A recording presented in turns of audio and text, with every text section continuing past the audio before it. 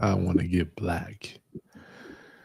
Have you ever wondered why it feels have you ever wondered why it feels so challenging, so stressful, such a grind to become successful in the real estate business or any other business for that matter?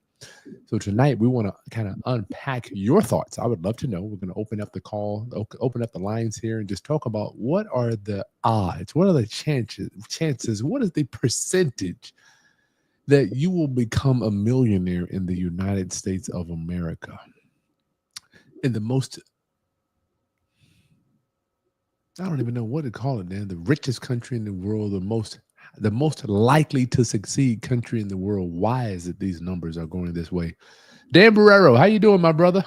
Good, brother. Good. As always, man. It's always good to be on this side of the dirt, man. Happy Father's Day. Father's Day to you and everyone out there.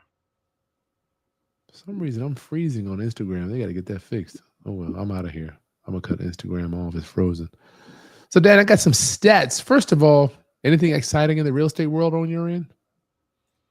Um, yeah, but let's go through your stats first. I want to know what you guys think about this. So, Dan, let me tell you where my brain goes, right? It's always going. You know, I know you. Round up, homies. Dan and I are full-time real estate entrepreneurs.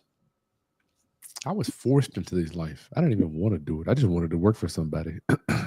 Did you, Dan? Did you want to do this, or did you want to just go to work and just? You know what, man? It's so funny. When I was in college, I remember sitting around freshman year when in the dorms, the RAs trying to get everybody to mingle. And I just remember listening to everyone and talking about they didn't know what they wanted to major in, but they would think they want to major in this, but they may want to major in that, and they didn't know what they wanted to do. And I was like, I felt so weird Why? because I knew exactly what I wanted to do. Which I was? knew I knew I wanted to be self-employed. I just didn't know what direction that was going to be in. Because of And your then it dad. was like when they came around to asking me, I felt them. I didn't know how to answer that question because I didn't want to come across as being arrogant. Like how could you be here and not know what you want to do? Mm-hmm. But later on in life, as an adult with kids, I understood why they didn't. When most people, when you go to college, like when your kids and my kids go to college, or my Mm-hmm. kids are done with college, but when your kids go to college, they're going to be so much better prepared than you and I ever were. It's weird, right? And because of that preparation that we've provided them as a result of our economic status, they have more options, and that's More why options. those kids didn't know what they wanted to do yet, because the world, they had the options. In my mind, I didn't have an option. In my mind, if I wanted to become wealthy, I had to work for myself. It That's was the only option you had, right? right in my mind. That was the only option I had. Well, that brings me to the first book that I have here. That I want y'all to know, if you want to get me anything, books. I want the baddest library in the land. I want to show you. Oh, darn. Sorry, y'all. I had a delivery come in. I have books on books came in the mail today, y'all. Books on top of books. And then when I walk out of my front door, sometimes I don't know about you, but I just wonder, why is it set up like this? Did you ever just wonder, like, how is it that the majority of people look like me are on the bottom and people that don't look like me are extremely more successful? Or does any of this, like, hidden things ever pop up in your mind? So I'm going to say something that may not be politically correct. Mr. Castillo, how are you, bro? What up? What up? I remember when I was in college, right? My friend Larry and I would take turns whenever we came down to New York, driving down. And my friend Larry he comes from a Jewish family, and I go to pick him up. Now I know his grandmother lived with him in the house, and I pick him up. It was in Dobbs Ferry, New York, and I could see his grandmother's car was there, his father's car, his mother's car, and his brother's car. So I walk in the house, and you could hear a pin. You could hear a pin drop if you wanted to. So I said to him, bro, where is everyone? Like, I see everyone's car. Like, did they all go out or something? He goes, no, they're upstairs reading. Mm. And it was just such a matter of fact the way he said it that I remember every time I went to his house, I would look around. And I wasn't looking around to see what their assets were. I was looking around to see how they lived. There was never a TV in the living room. I love it. The living room was to read and communicate and socialize. If you went to his bedroom, there wasn't a TV in his bedroom. It was only a desk. It was, the desk, the bureau, and the bed. The bedroom was to sleep and to study and to do schoolwork. So, and then when I became friends with other Jewish people, I realized that it was education is a cultural thing. Reading was a cultural thing. So, it was, before I even got married, I had this discussion with my wife. I said, we'll have one TV in the house in the family room. That's it. There'll be no TVs in the bedrooms. There'll be no PlayStations. Back then, it was Nintendos. There are going to be no video games in our kids' rooms. And I modeled my home after a lot of it having to do with the Jewish culture. Because why reinvent what's already successful? It's already working. Right. So education it's embedded in them. It's part of their culture. Just like if you go to Italian homes, real Italian homes, it's like making dinner and having dinner is part of their culture, right? I mean, they make fabulous, awesome food, right? So, I try to take the best of every culture I encounter and bring it into my home. But here's the thing, Dan, when I think about that, and I believe me, I probably think about this more than I ought to. For my community, right? I don't understand why the culture is so destructive. That is the culture. And let's bring it up. I'm going to bring up the stats I was looking at. Man, we'd have to go into some deep sociology and history, brother. But the reality is, think about it. What? I'm letting y'all know right here. Here's the culture. Here's my culture. There you go. Young black men, ages 15 to 45, homicide as the leading cause of death. That's my culture. That's it. I mean, I'm looking at the culture, and this is what I want. This is why I'm like, this is not based on the innate DNA of my culture. Is like, and I'm like, it's a behavior. It's a learned behavior that needs to be corrected. It needs to be corrected, but I'm just saying we're gonna go into this, and I want to know y'all's opinion on this because I'm like, it's so weird. The more I go like this, the higher you get. I promise y'all, you get to see things that you would never see. Like if you're standing there in front of the forest and looking, you can't. But when you start going up and you start looking around, I'm like, why is this, Chris? I could tell you one of the reasons why I insist that my kids all went away to college. And that I also insisted that they had to go study abroad at least one semester. I didn't get that opportunity, but I remember seeing friends of mine that came back from studying abroad. I could see their mindset was different, and for the better, more open. So one of the things I learned also freshman year was, again, in one of those nights that the RAs put everybody together and everyone's hanging out, talking. I realized that when those kids graduated from high school, people in their neighborhoods, in their circle, would ask them what college you were going to go to. In my circle, because people asked me where was I going to go work, what factory I was going to go work to. We got to remove ourselves from that circle of devastation. Wow, man.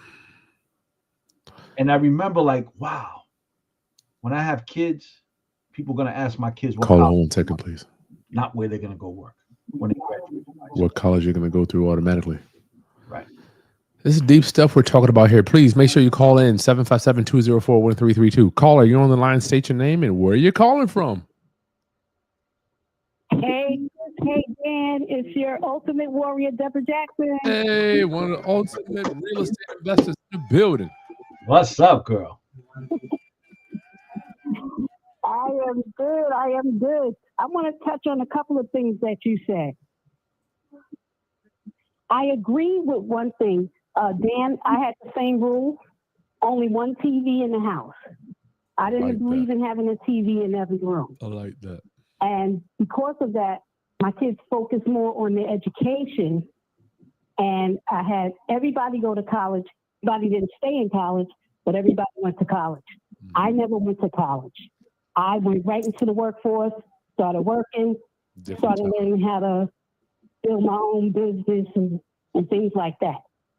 And I learned that from my grandmother because that's what she did. She made little businesses. She had little side hustles here, there, and everything, everywhere, and made them work for her. Now, the other thing that I wanted to touch on is you're talking about our people. The problem with our people is they can't get away from the plant regression mentality, meaning the what? Okay, slavery is over. Yeah, slavery is over, but they still have that patient regression where, okay, I'm off the farm, but I'm not off the farm mentally. That mindset has to be retrained, and it has to be brought to a current time so that they can, let go of being lazy, of thinking that they don't deserve anything or want anything better. That has to be broken. That cycle is still within our people. It's scary stuff. It's scary. Here's the it's thing. very scary. Here's the thing, It's though, very Deborah. scary. When I think about it, I'm thinking about my ancestors works no sun in the morning to no sun at nighttime for nothing. I know they weren't lazy. So what is it? Why would they work hard? I'm not saying we should forget about the past, but I'm trying to understand, like, what would I work hard for? I get nothing either way. That's like, it's built into my mind when I think about that. I get nothing. So why go to work? Well, here's another part of that mentality. Our ancestors work hard, so I'm not going to work hard. That's a part of that mentality, and they have to break that. It's not okay. It's if you want something out of life, and you want to move up the ladder and better yourself and have better for your family, you got to work. And sometimes it requires you to work hard. And a lot of people don't have that in them. They don't. Those that do climb out of the barrel. They do. Those that don't stay in the barrel and keep trying to pull other people down and keep them with them. Great points, Deborah. Thank you. Thank you so much. It's good points here. You're welcome. You're welcome. I'm going for it. I'm trying to get that first investment house. Is coming. It's coming. This year. It will happen. And you know what? You can't put a time frame on this. You don't know when the great is going to happen. You just don't know. Yeah. I mean, you can put a goal, but don't put a time frame on yourself that's going to lock you in, and then you make the wrong decision based on your time frame. Okay. No, Dan, you are in my head. Okay. You are in my head. Don't make any rash decisions. Make sure the numbers make sense. You are in my head, for real. Remember, Ms. Jackson, everybody runs their own race.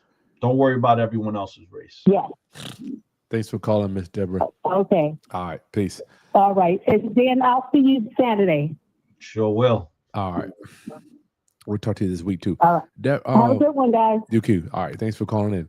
Dan, let's make the goal, as opposed to doing a deal, let's make the goal and looking at 50 houses. Can we do that? Man, you know what? I think that's one of the things we should bring up with the Ultimate Real Estate Investor Group. Forget doing the deal. Let's look at 50. Let's encourage the challenge. I don't even care. I hear you say all the time, I'm buying less houses. Call her, hold 1 second. Call her, hold the line. I'm happy. I am happy buying less houses because other houses didn't deserve to be bought. And Dan doesn't put a time. Look at it, they didn't deserve to be bought by us. By us. They didn't fit our equation. Caller, we'll get back to that. Caller, you're on the line with Dan and Chris. State your name and where you're calling from. What's going on, gentlemen? This is Jamal, man, out of Georgia, man. My brother's doing Jamon, tonight. what up? Not much, man. Yeah, I'm glad y'all talking about this, man. Because I'm gonna just jump in the room. Oh shucks. Give it to us. The person that had been in college didn't go to college. J.D. Rockefeller. Oh, they created one of the biggest. They created one of the biggest pyramid schemes of all time. You know, also that ties into the corporate side of things. One of the greatest pyramid schemes of all time. You're never going to get to the top unless you are the owner of the pyramid. You know, at the end of the day, you're nothing more than a cog in somebody else's machine. Now, a boss or a manager, they're also a cog, but they're just a bigger cog because they have a title in their name and you don't. You know, any given time they could be kicked to the curb as well. You know, and it's just unfortunate what our people. And when I say my brothers and sisters, I'm talking about my soul brothers and my brown soul brothers. The problem is with us, we always want to wave these two cards, the three cards. I'm sorry, the victimhood card, the race card, and the spirituality card. And we wave those, you know, all at the wrong time, you know, some victimhood stuff. Now, the one card we would never don't want to wave is a self-accountability card, because now you got to look in that mirror. You got to look in that mirror and say, "Hey, I'm where I'm at in life. Yeah, I'm at where I'm at in life because of me." And like one of my OGs always said, it's ideology trumps race. You know, we can't shake that ideology for nothing in the world. You know, we've been told by a certain party to the left side of things that we're basically, like Nas said, we're grown-ups living a second childhood. Like, we can't do for self. We don't want to do for self. You know, we want to blame that lodge at 4,000 Pennsylvania Avenue. You know, and I tell, and like it was said to me, lodge business ain't your business. Lodge business is above your pay grade. Lodge business ain't your business. People are getting upset about things they can't control, but they will take that same energy to put it into things they can control, like getting their financial house in order. They're not getting their financial house in order. And I'm looking at people right now. I was just at an event in Atlanta last month, the real estate AI event. It was 300 people there. I could look out of 300 people. There were about 70, you know, members from the chocolate factory. And after 70 members from the chocolate factory, 15 of them was from the U.S. And the rest of the members from the chocolate family was the other ones, the other 15 people of the chocolate family that weren't from the United States, they were from either Southern Asia, they were either from the continent of Africa, or they were somewhere from Latin America. Now, I say all that to say that a lot of folks is about to get left behind. A lot of folks, when it comes to AI doing well, a lot of urban folks about to get left behind because they don't see the bigger picture. This entitlement thing, and this is why I have a lot of colleagues who are not from America, and I learned a lot from them. You know, because they understand. Because people, I hate to break it to people, America has always been this third world country that basically a third world country that wears a Gucci belt made of credit. Now people are starting to see now, hey, wait a minute, that if we don't have credit, a lot of folks in America couldn't afford the things they have right now. Because in these other countries, if they don't have the money to buy it, they're not buying it. You know, and it's just right now. A lot of folks are getting a wake up call right now, but a lot of folks are going to go down with the ship. They're going to crash and burn. And it's almost to a point now. I'm tired of trying to not necessarily wake folks up, like tell them, hey, quit whining about what's going on. You can't control that. I don't care about your stranger entertainers sitting in court right now. It has nothing to do with you. They're not going to come back. Nobody's going to come say you and your family. You better figure it out, handle your business. And I got to the point now where I say I'm going to do what the masses do. The masses are sitting up here loud and proud, screaming and bitching and moaning. I'm going to do the complete opposite. I'm going to get silent and just build. Well, you know what, Jamal? So I agree with you, but I also disagree with you. Okay. The reality is, respectfully, of course, the reality is that I got you. Sometimes we don't have the same playing field. So when I said earlier, when I went to college, and I felt guilty when I was listening to everyone speak, because I knew what I wanted to do was be self-employed. I knew I had to be self-employed because I didn't have the polish, I didn't have the dress style, I didn't have the communication skills, and I didn't have the right color skin for that time period. So I knew if I wanted to have that wealth, I had to be self-employed so I could determine my wealth. But even today, we don't all have the same playing field. No. So, I agree with you 100%. But what I do agree, I agree with you in the aspect of we need to take control of our own destiny, whether it be brown people or black people. And the way to do that is to self-educate ourselves, not only depending on traditional education. And hence one of the reasons, this is the primary reason Chris and I are on here every single Sunday night. Yeah. We got to take the next caller. Jamon, thank you so much, brother. That's good information. Nah, man, I appreciate y'all, man. I got love for y'all, man. Y'all just don't know, man. Thank you, y'all. Much love for you, man, too. Happy Father's Day, dog. You dropped some serious golden nuggets tonight, man. No doubt. Thanks, Jamon. All right, peace. Appreciate it. Yeah, that was some good information. And he right there in Atlanta in the Chocolate City. Good. He was awesome. Dan, before I put the number back up on here, I mean, Darren, can I get a few things in? This is it's kind of funny, man. I think it's a great subject matter for tonight, being Father's Day, right? We as fathers, what is our job? What is our job? We as fathers, is our job to make sure that our kids don't fall within these statistics that we're going over tonight. That's our job. That means we gotta go out there and bust our asses. Every generation. Am I doing better than my parents? Yes, I am. And I could tell you without a doubt, my kids are doing better than me and my wife. Already, huh? That means my grandparents did their job because my parents did better than them. My parents did their job because I'm doing better than them. And now my kids are doing better than me. That's good stuff, man. That is so good to hear. I hope I can say the same. I know I will. I know you can. Your kids are going to do better than you, bro. But then I don't want people to think that the next generation. That's another thing that that's why I'm talking.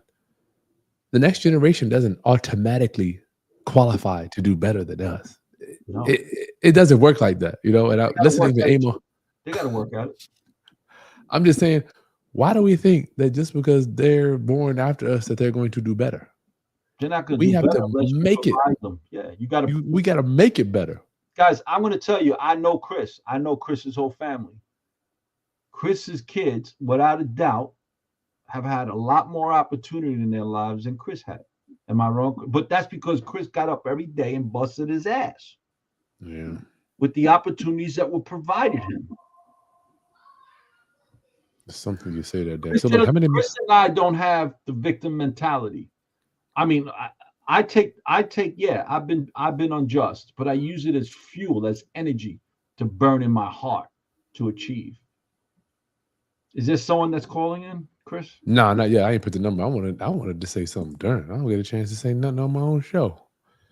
How many millionaires are there? According to Spectrum Group Market Insights report, there were roughly 10 million individuals with a net worth between 1 million and 5. 2 million individuals between 5 and 25, and 156,000 households had more than 25 million. I ain't talking to y'all because I'm not qualified to speak to 20. I can't even tell you how to do that because I don't have that. But fast forward. Latest annual global wealth report estimates that 22 millionaires in America. But based on the Federal Reserve data, your chances of becoming a millionaire by educational attainment. Can we look at this for a minute, ladies and gentlemen? Can schooling help make you a millionaire? And I don't necessarily think it's the school that makes you a millionaire. Whites and Asians see better odds with more education regardless of age. Improvements are less pronounced for Hispanics, Dan, and Blacks, Chris. I'm just letting y'all know. I want y'all to look at this. Can you see this? Yep. This is Asian. High school. What is that? Oh, associates, bachelors, and masters. You're Asian, you 30 to 35% chance of becoming a millionaire if you got a bachelor's. No education, you're down between 5%. Let's go down here to my Hispanics. Look at that. You at 1%. If you didn't understand that thing, I'm going to break it down to you like this. Chances of becoming a millionaire with a high school degree by race. 1% for me, y'all. And I want y'all to call and tell me. I want to get deeper into this because I want you guys to understand where my brain is going. I'm not doing this just to say this is this numbers. Dan, 2% for you. Let's talk about the Asians. Look at the Asians at 6%. Why do you? I mean, I have my own theory on that, but why do you think that is? That they're higher, even though above whites? Here's the thing. I believe that's why I got these books, y'all. I believe there are powers that are working behind the scenes that you and I know nothing about. Number one, let's stay there. I'm going to talk to you a little bit about what he talks about in the book. Number two, environment. I don't have but a few people that I can even introduce my daughter to that can go work at their business, right? I just don't have but a few people. And I know for a fact, Asian people, every time I go, you know what's so crazy? When I go to the beauty store, none of them put Asians on the exterior of the buildings. They all have black people there. But when I walk in, all the Asians are working inside. So I know we're not a poor people. I know that for sure. Dan, what is your theory? I don't know. My theory is that they work together. They don't work any. They're not better or worse than us. They're not better or worse, but they work together as a community. Their family. The family structure is in the sense that they all work in the same house, same business together. Environment. Back to environment. Education first. I know Asian families that send their kids to school on Saturday and Sundays. Saturdays and Sundays, their kids are. I know this for a fact.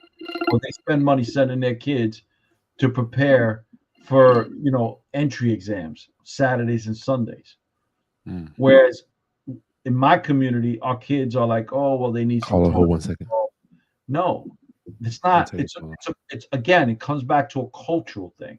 They work on it.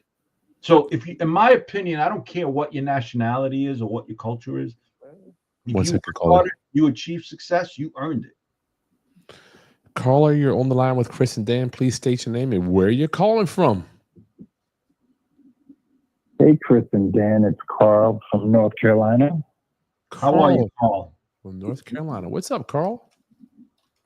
Hey, what's going on? Originally from Brooklyn, New York, but hey. There you go. I think you're out in Virginia. Happy Father's Day.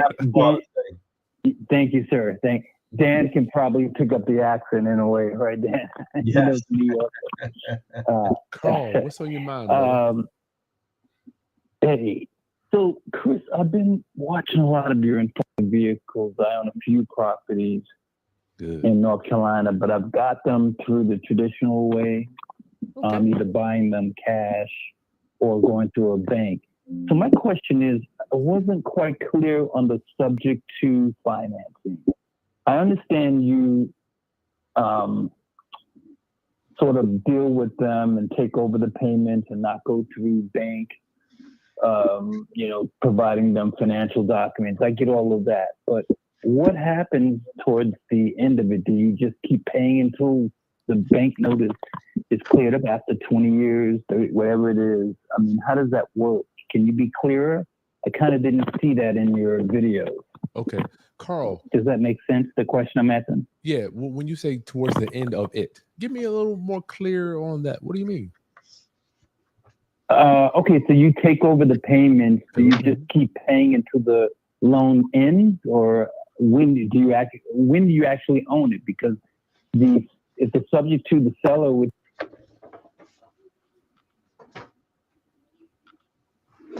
in the end acquire the property, or are you just taking over the payments and doing what you want, either renting it out? Does that make sense? I got you.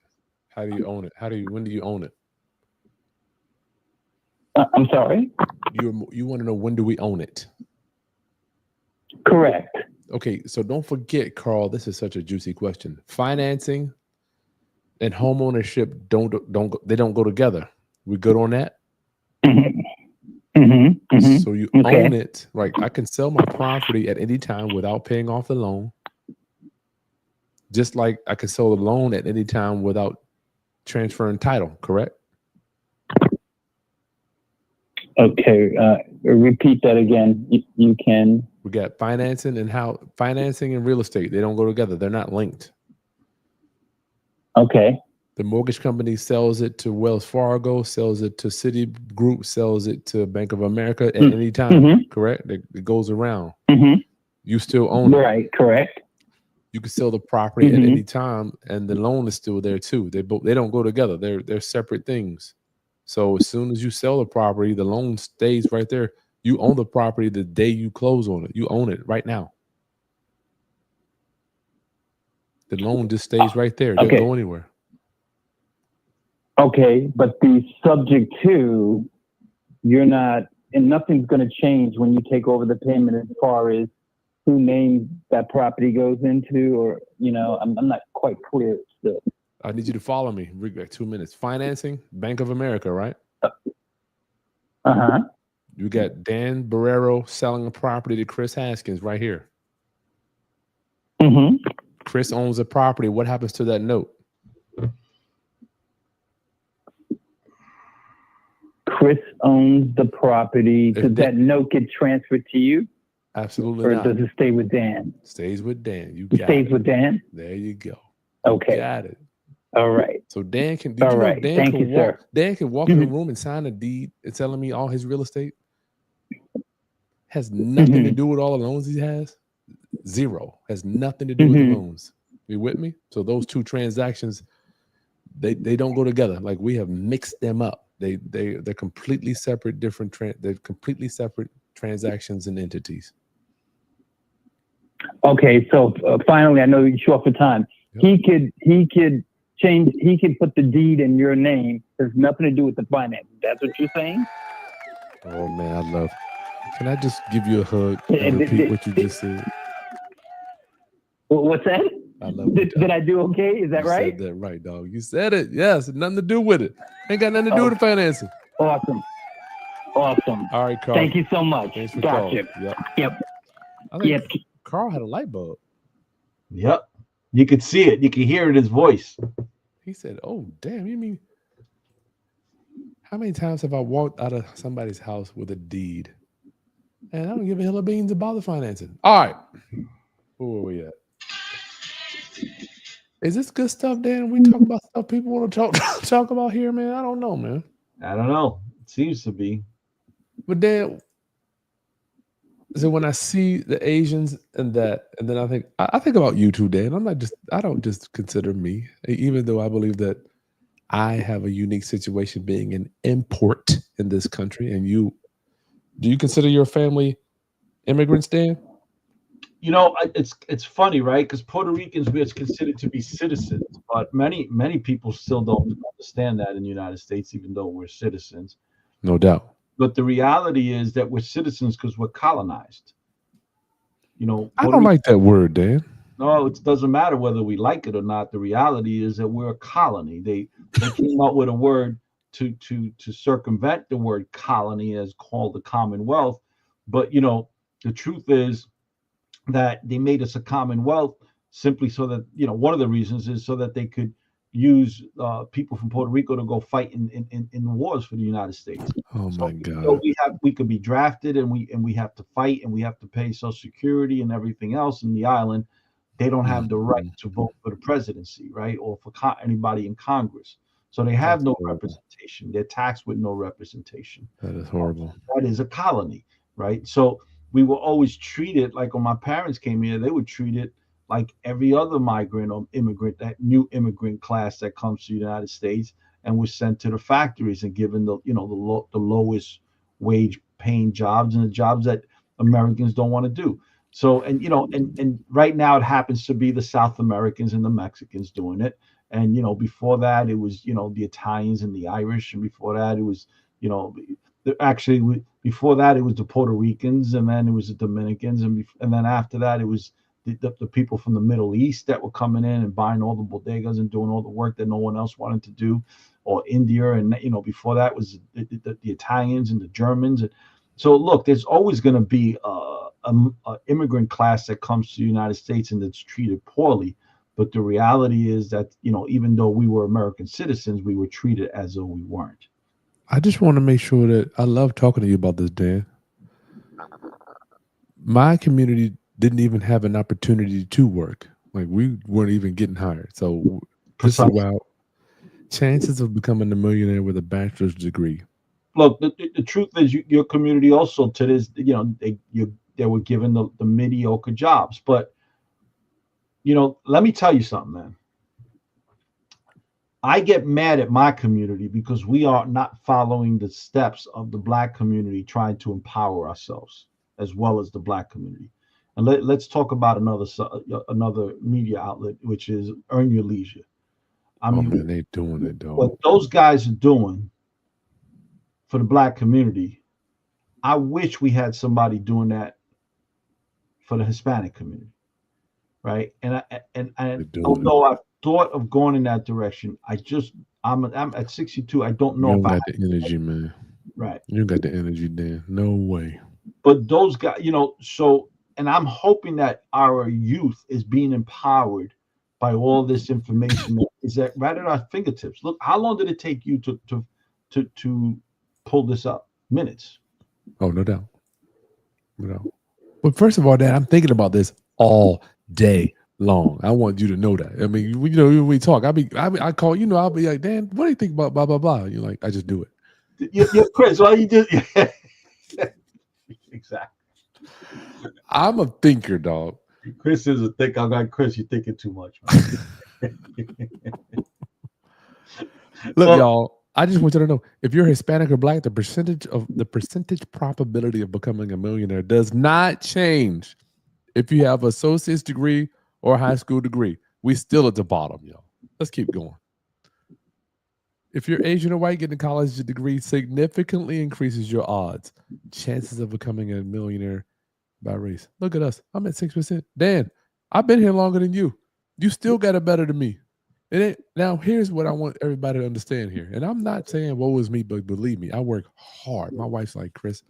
Anyway, I want to ask you, Dan, if you knew this is what I have been dreaming about and thinking about for the last week. If I knew my chances of becoming a millionaire was 6%, real estate round up family, would I still go for it? And that is what I want to present.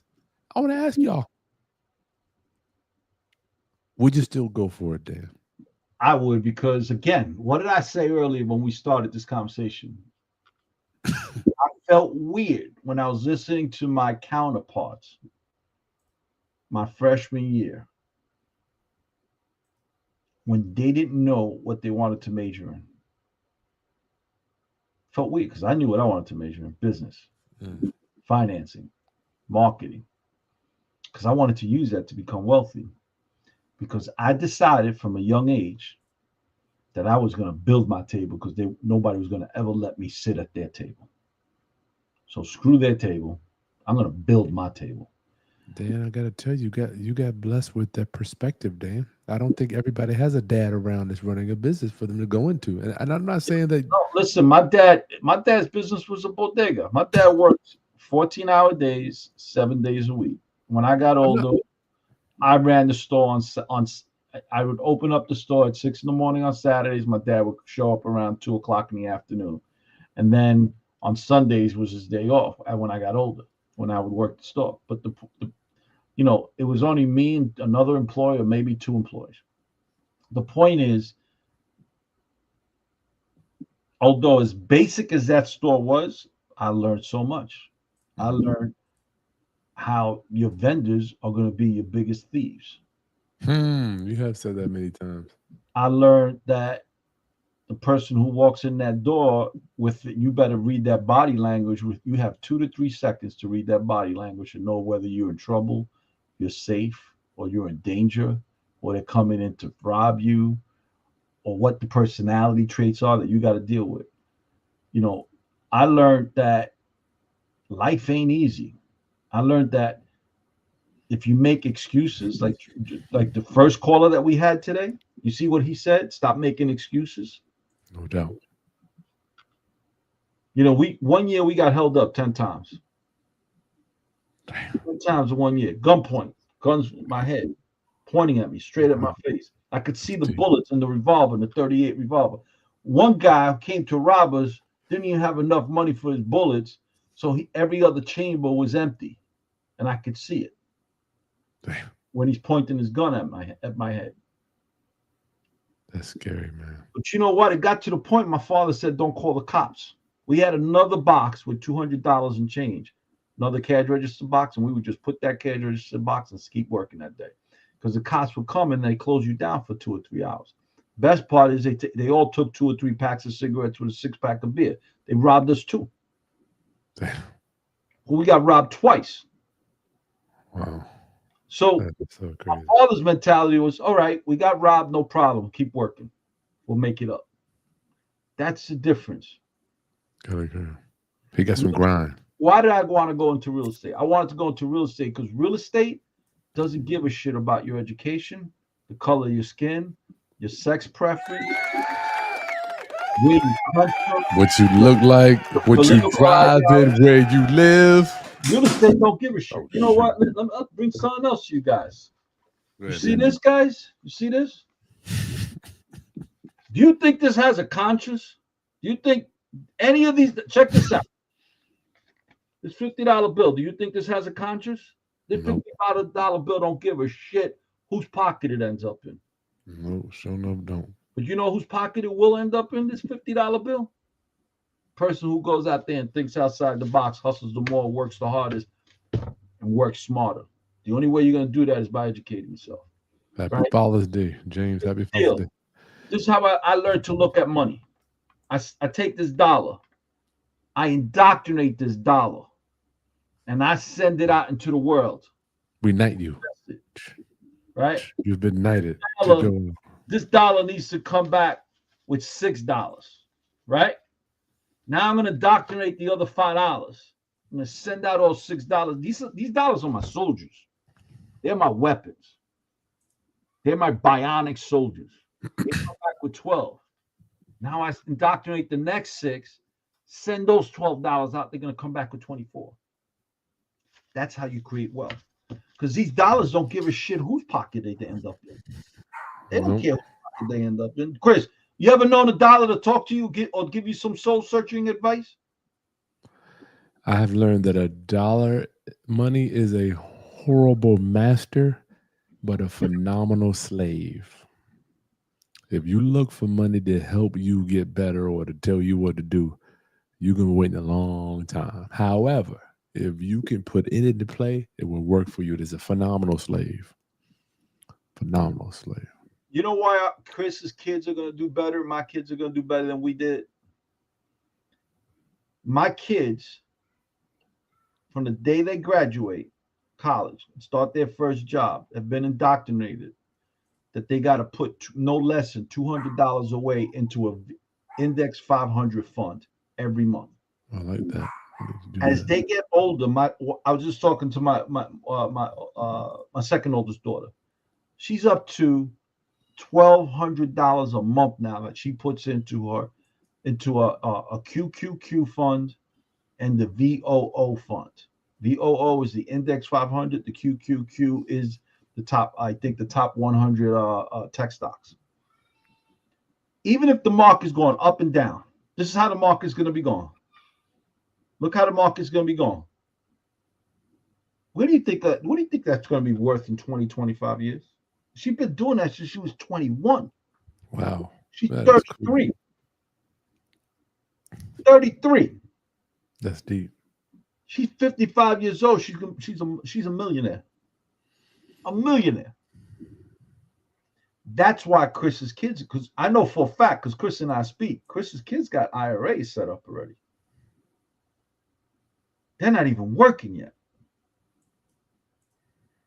Yeah, I don't think about that stuff. This is why, and again, when I was putting money away from my kids' colleges to 529 plans, state says, hey, if you put $10,000 away into a 529 plan a year, we're not going to tax you on that money. And when you take it out, the money you made, we won't tax you as long as you use it for education. I put $10,000 away a year. Now, some years in the beginning, Chris, am I lying? Putting $10,000 away was tough sometimes, right? Yeah, I could do that at the beginning.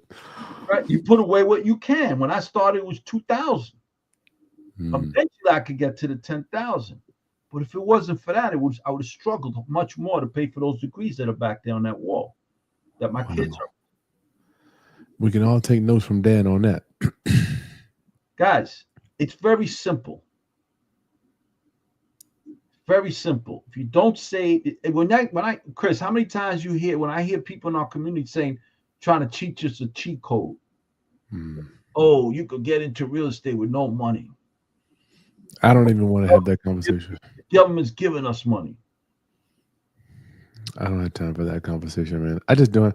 What I learned, Dan, for me, if I kept trying to do no money deals, then it was almost telling my brain, this is all I was good for. You only good for no money deals. Who are you? What you got? And then when I started putting money in deals, it's amazing. I got more money to put into deals. It's really weird. What'd you do? Did it work for you like that, Dan? You sent out your soldiers.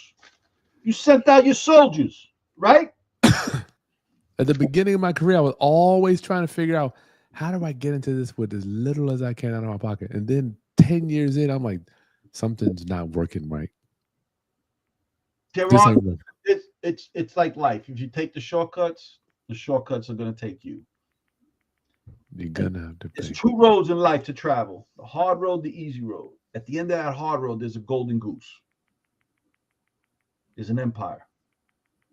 At the end of that easy road, ain't nothing but crap. This, my dad has a brother. I always look at my dad and his brother. His brother was an incredible person, incredibly generous, good to be around, always happy, great guy. But he lived life really, really, really fast. Liked women, gambling, cars, vacations. I like vacation. 67 years old. He's waiting by the mailbox every month for that Social Security check. Oh man, that's rough. Always would make fun of my dad. Oh, all your father thinks about is money. All he thinks about is saving money. All he thinks about is money.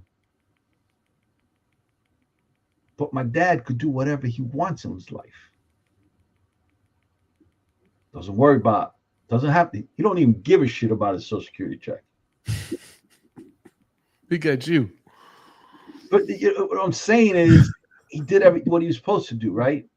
Saved his money, paid off his house, has another one investment property that pays him a really good rent.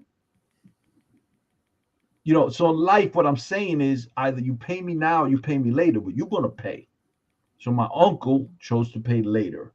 My dad chose to pay earlier. But either way, you're gonna pay, guys. I want everyone to know you're gonna pay. Now, if you're happy living like that, there's nothing wrong with it. Good for you. Live the life that you're happy with. Call in with your questions, guys. We got deep in tonight, Chris, instead of talking about real estate. Well, I think it's all. And before I let everybody go, Hollins, what book are you talking? Oh, you're talking about Jelink's book. Okay, good. Then when I was reading another book called, what's the name of that book? Tools of Empire, right? And when I step out of my door, Dan, you haven't been to my house yet. I'm here to tell y'all. I'm gonna brag a little bit. I walk out my front door. I'm like, wow, my neighborhood is amazing. And I'm 50, right? I'm just getting here. I've been living in the hood since I was up until 49. Make sure I preface that. But when I go outside, and I finally learned that there are so many forces working against me my entire life. And when I read this book, Tools of Empire, these people from America actually went over to Africa, Dan.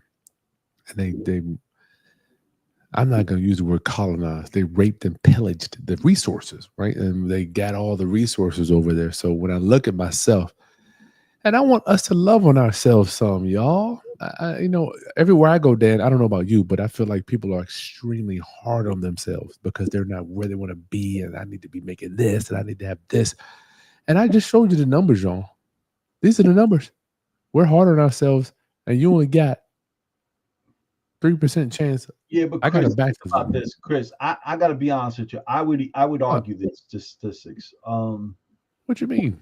Because what do you mean statistics? These are the statistics. I would, statistics are also. I don't think black and brown communities are that far down. Not in today. Not. I go to these conferences, man, and I see. Dan, you're people talking to the 4%. You're talking to the 4%. Yo, what about the other thousands of people that you don't see? You see the few that come to the show. Just like me, I go to the show. I would love the audience to give us some feedback on this. I want to hear too. Dan, these are the no. How many people do we have on here right now? We got 40 people on Instagram, YouTube. Dan, the reason this is top of my mind because I was in Maryland for the last 4 days and I'm looking around like this ain't right. So some forces that are working to keep my community in this pigeonhole. And like you said, it's the conversations. I tell my people in my community, the Hispanic community, we need to take responsibility of our own actions. There was a guy that came to me, talked to me 2 days ago. Actually, they're friends of one of my kids. Now this guy's he has a really good skill set. So he fixes AC, air handlers, HVAC as well as boilers. You can't lose with that. And I'm like, so let me see if I got this shit right. You telling me you make $120,000 a year after bonuses with your company when you upsell and things like that. Your wife works, she's got a city job, and you still can't make ends meet, and all you got is one kid. I said, well, let me ask you a question, man. I said, how much overtime did you do last year? He says, oh, no, I got to get home because my wife was pregnant. I said, you're right. Your wife was pregnant, not you. Your wife was pregnant. I understand that. So why do you got to get home? Well, because, she was having, because, she was uncomfortable. She was uncomfortable. So you got to get home because your wife was uncomfortable. I said, and now we had the baby. I said, okay. So your baby's home, right? I said, again, why did you do any overtime? I said, how many people have tried to give you weekend work and you turned it down? He says, well, my wife likes me to be home because she needs time away from the baby and to relax a little bit. I said, okay. I said, bro, you got a dream, but you don't want to put in the work that it takes to achieve that dream. That's nobody's fault but your fault, bro. That has nothing to do with society's powers, the injustice that have been imposed upon us. That's a you decision. Because you have a skill set you can make money after work, during the weekends. You got overtime available, but all I hear is excuses from you, bro. I can't help you. You don't want to help yourself. Think about that, Chris, is what I'm saying. Then, as we conclude here, this is the rest of that article. The reason why these numbers are what they are, right? They keep going. People tend to take care of their own. I'm going to start right there. I'm going to leave that with y'all. People tend to take care of their own, right? And this is why, hence, I am on a quest, Dan. I need to understand. And y'all always hear Dan. This guy knows his history. He knows it. Puerto Rico, family, immigrant. He knows it. And I think, Dan, one of the challenges of my culture, since we have no idea of our background, or I don't have any idea, right? I have to, number one, try to be successful. You're breaking up. Like I don't even know. I don't even know why I'm trying. Huh? I'm breaking up. Yeah, now you're back. You're back now. I don't even know why I need to be successful. I have no reason to. Like, you can go back. You can say, "Look, my family in Puerto Rico. This is doom. I got to do that. My dad." I don't even know what reason do I need to be successful for. I don't even have an answer for that. Man, you know what? Outside of my kids. I didn't have kids. When I made a choice to be rich, I'll tell you guys exactly how I was about 8 years old. Guys, I feel weird saying this. We had a black and white TV. Must have been a weekend because it was in the morning time, and I see some white guy coming out of his house with We talking about the guy with the white fence? with the white pick. I assumed it was a white picket fence because it was a black and white TV. I assumed it was green grass. Getting into a nice car, and the wife is handing him his briefcase and his newspaper and his they used to have, I forget a thermos that they used to carry the coffee in, right? And lunch. Yeah, and the dog, the shaggy dog, and the two little kids all happy and shit, you know. And I looked at my mother. I said, Ma, I said to her in Spanish, I said, I gente que viven así. I said, Ma, is there people that actually live like this? She looked at me, she said, you will. At that moment, I said to myself, I'm going to be rich. Because in my mind, that looked rich. Today, that's middle class. That was middle class then. But in my mind, that was rich. Because I didn't know that. I never saw that. I didn't leave my neighborhood. I was in my neighborhood. Hence, the reason why I insisted that my kids had to leave my house to go away to college. Because I grew as a person when I went away to school. Because then you start interacting with people that are at a higher economic level than you are, or come from that higher economic level, people that are below that economic level, people that come from a higher family home where the educational level may be higher, vice versa, you know, different personalities, different cultures. You take the best out of each one, incorporate that into your business, into your life. Well, that's all we got for you guys today. It has been an honor hanging out with y'all. I got books. Get you some books. Don't be like the people that we buy houses from. Y'all have a TV in every room. I got to tell you, one of the things that really burdens me the most when I go in people's houses, Dan, and I don't see not one bookshelf. I mean, it just makes I really get sad, Dan. Maybe I'm just too emotional. I don't know. But you'll see a TV in every room. Every room. And one time, I never forget, I told you the guy I bought, he had 2 TVs in the one room. I'm like, hold on, dude. Let me, what are we doing here? And then these were 80-inch TVs. 80-inch. I'm buying a guy's house. I'm like, why do you have 2? I can't miss my game. Let's preference something. When Chris goes in to buy their house, it's because they're financially hurting. Strapped. You know how many? I remember when I was bringing up my kids, I'd have some family members like, "Yo, what do you mean you don't let your kids have TVs in their room?" Not here. I don't even want a TV in my house. My wife is a TV watcher. I hate TV, dog. You know, I mean, like, you know, and it's funny. It's those very same people that when they would leave my house, I'd tell my wife, I don't want them in my house no more. Yeah, they looking for the TV. They take an inventory of what I got or don't have. Yo, don't you have any money with all the hours you work? So in their minds, they're equating wealth with how big my TVs are or how many TVs I may have. Stupid. Not with the money I'm spending on my kids' education, on music lessons, on sports activities.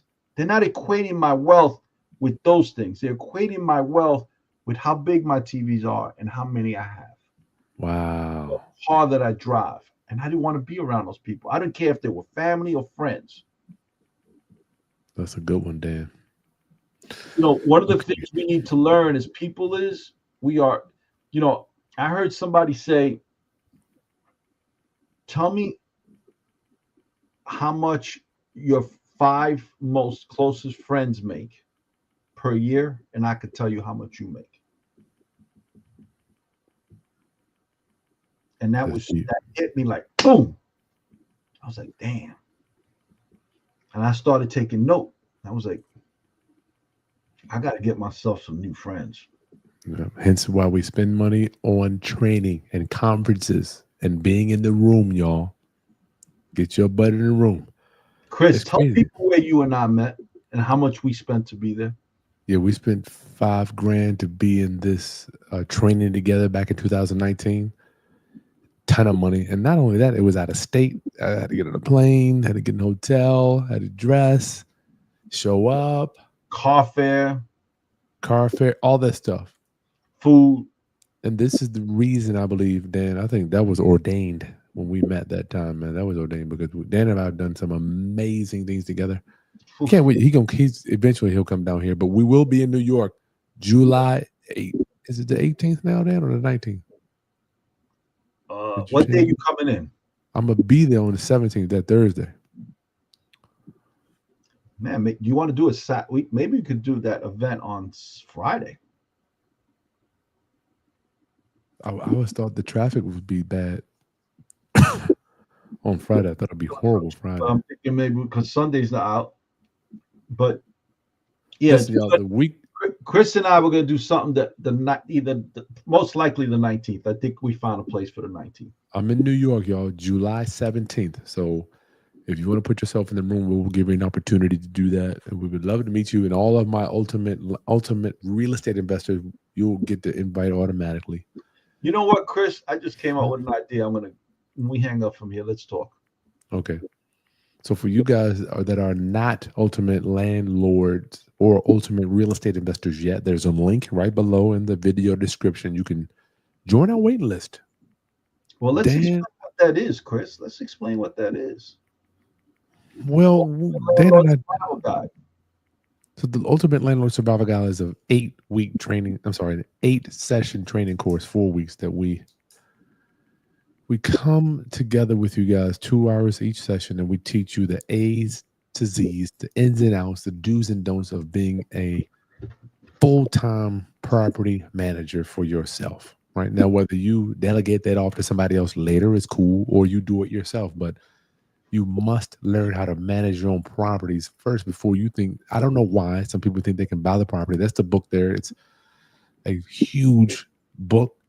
Front to back page, and you learn from that. You get a copy. So the ultimate landlord, the ultimate landlord survival guide is one step in being the ultimate real estate investor. So we do that. We're going to do another one of those in September. Yeah, listen, guys, we graduated 48 ultimate landlord warriors, because when you graduate from this class, that's what you are, as a warrior. The difference is you're not just a warrior at heart. You're going to have the tool sets. You're going to have the tool sets and the weaponry to go out there and be that warrior. Because that workbook's 138 pages. And not only do you have the workbook, but you're also going to get all of our documents. Miss James says it's worth it. She's an ultimate landlord warrior, Miss James. Yeah. She graduated. So if you want to be part of that, and by the way, we turned down a lot of people because this is not first come, first serve. We're Miss Deborah, yep. Miss Deborah too. Because we want to make sure that you actually, when you take this class, you could benefit from it. And we want to make sure that it's a right fit, right? It's like a college course. Yes, it is. You know what's weird? I would argue to say this a little bit better because we actually do what we're teaching you. Like, I don't even know, Dan, and when I was in school, none of my professors actually did what they taught. No disrespect. That's what used to piss me off the most. Like, my English teacher would make all these corrections. Man, I get a paper back, it was all filled with red. We already know how Dan roll. Yeah, I still can't write, guys. Thank God for AI. Thank God for Jasper. But the truth is, I told this one English teacher, if you're so good at what you do, why did you ever write a book, a best-selling book? Why are you trying to teach me to do something that you were capable of doing yourself? I told another art teacher the same thing. I had a gym teacher that gave me an 80. I was like, bro, this is gym. I'm running circles around people out there. I was an athlete. You give me an 80? I said, you fat son of a bitch. You were such good of an athlete. Why weren't you a professional ball player? You know, like, so what I'm trying to say is, Chris and I, we're teaching what we actually do. We're not like normal teachers, and no offense to teachers out there, but the truth is we're actually teaching what we do. We actually do this stuff. I feel good about it too, Dan, because we're not posers. Favor, unbelievable course, live teacher from both of us. Right. So what I'm saying is, we're going to interview you. It's going to be a 15-minute interview. Miss Jackson. This is going to be, but we're only accepting 40 people this class. right? And the only reason we put a limit on it is because we want to make sure that we're able to answer everyone's questions and that everyone gets our undivided attention, right? So if you truly want to be part of this amazing opportunity, put yourself on a waiting list. Look, Chris and I say it all the time, right, Chris? You can buy the property, right? Everybody's out there trying to teach you to buy it, right? And there's nothing wrong with that. You get the right contractor, you get the right financing. But if you don't manage your tenant, you're done. You're done. You're done. Your tenant is going to manage you to the broke house. Mm-hmm. If you don't manage the repairs on that property, you're done. If you don't manage the property in general, you're done. If you don't know what the seasonal maintenance schedules are, you're done. If you don't know how to pick your team, which we're going to be teaching you, you're done. If you don't know who those team members, those essential team members are, you're done. If you don't know what questions to ask them, you're done. If you don't know how to vet your team members, you're done. If you don't know how to I'm walking. I'm walking. She's doing it. My talk. Miss James got some questions for you for your behind. So if you don't know how to vet that tenant, you're done. If you don't understand the laws that are involved, your housing laws in your locally, you're done. This is why this course is 4 weeks long. Right? This is why this course is 4 weeks long. So put yourself on that waiting list. Interested. Okay. Real estate roundup homies. It has been an honor to hang out with you. Make sure you like the content, share this with other people that are trying to understand. And if you don't have one right now, go to Walmart or Target. No, we're boycotting Target right now. Go to Walmart. Get you a bookshelf. I didn't tell you, Dan. David Phelps, he's in the mastermind that I'm into. He's in one of the members. Man, rich guys. Get you a bookshelf. If you walk in your house and all you got is big screen TVs in there, don't come to Dan and I and say, hey, can you help me? First thing I'm going to ask you is tell me what you're reading. What you reading? If you're not reading anything, you're in trouble, man. First thing I'm going to ask you is how many hours a week you working?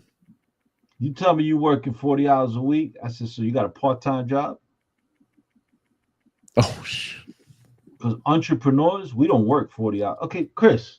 I wish I could work 40 hours. That would be a good. Let's talk about this if you don't mind a little bit. All right, let's hurry up. Get out of here. 40 hours a week is vacation. 40 hours a week to me is like that'll be like semi-retired.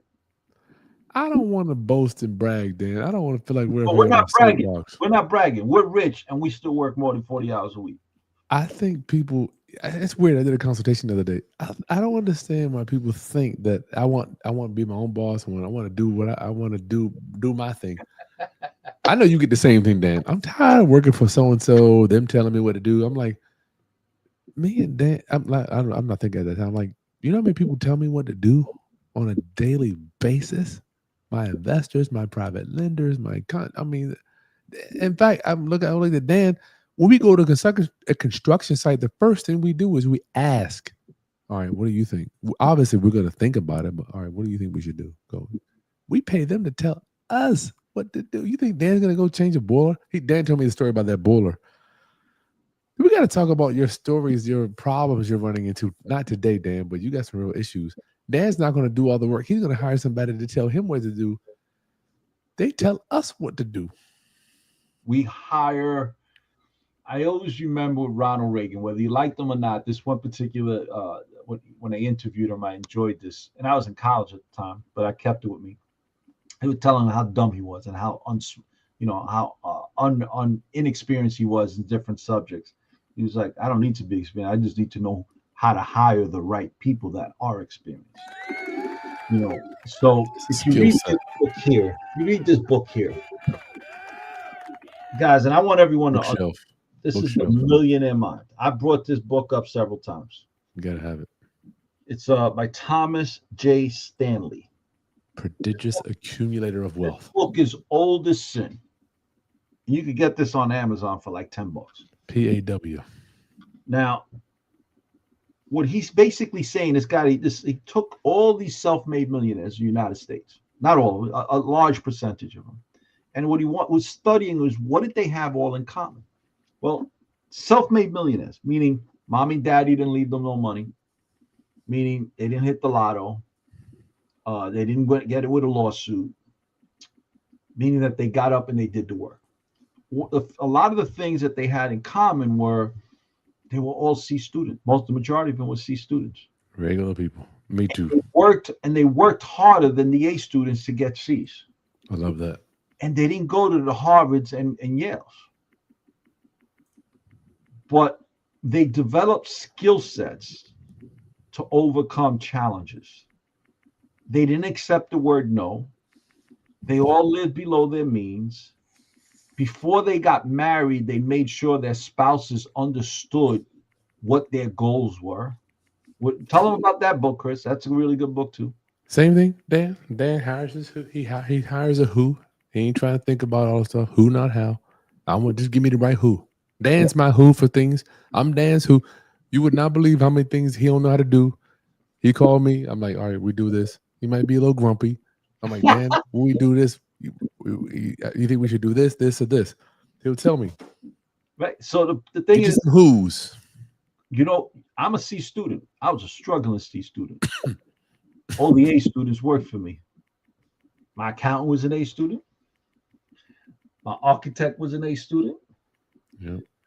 My top 3 realtors were A students. That's deep. My expediters are A students. My math that's got to pass that license in the state of New York, he was an A student. Don't got to be the smartest, y'all. Nope. You do have to work. All the A students work for us. That's what this book. So if you really, really want to create wealth, now the thing is, you got to do the work. Just like the people that come to the class or come to my free mentorship class I do every Wednesday. They did the work. I could show you how to do this, but you got to do the work. Chris and I ain't gonna do the work for you. All right, we gone. Much love to you guys. We'll see you next Sunday, y'all. Peace. Thanks, man.